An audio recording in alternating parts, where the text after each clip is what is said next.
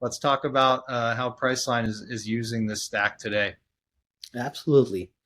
And this is a great example of how BQ, the underlying data, is helping us chart courses that probably we weren't able to do before we had everything on BQ, right? So this is a fantastic example, which is customer retention, understanding how we retain our customers, turn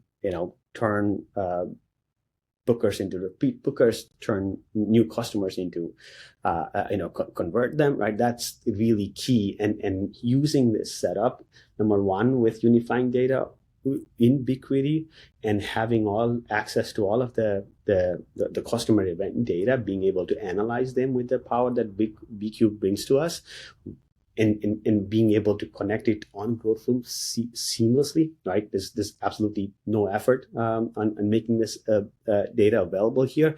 Really allowed our marketers to see these things, with their own eyes. It's not a SQL query, and this was one of the first use cases we deployed using our new data platform on GrowthLoop, right? So customer retention really allows our marketers to have a view, a near real-time view of how our customer segments are changing, are moving from one to the other. Are they active? Are they at risk? Are they churned, etc.? And really be able to use that data seamlessly on over our channels, right? This is about understanding our customers and really be able to target our offerings, in particular, and targeted and much more personalized to that segment of customer. That's something that really GrowthLoop and BQ allowed us to unlock here.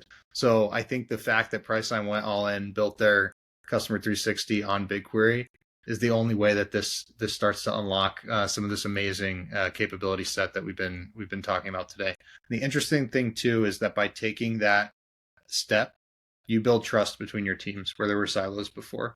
Is now you have the marketers and the data teams working much more in unison, where they're starting to instead say, can you build this audience for me, throwing tickets over the fence to have someone write SQL and iterate back and forth.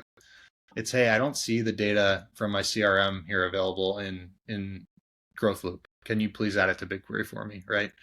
And in the future steps, right, where you have users just putting in natural language from their audience briefs and things, you can start to actually infer, hey, what data didn't we have to serve this user? They didn't click on any of the audiences. What are we missing? That trust building is a key piece of the organizational change that happens when you start to invest in your data strategy.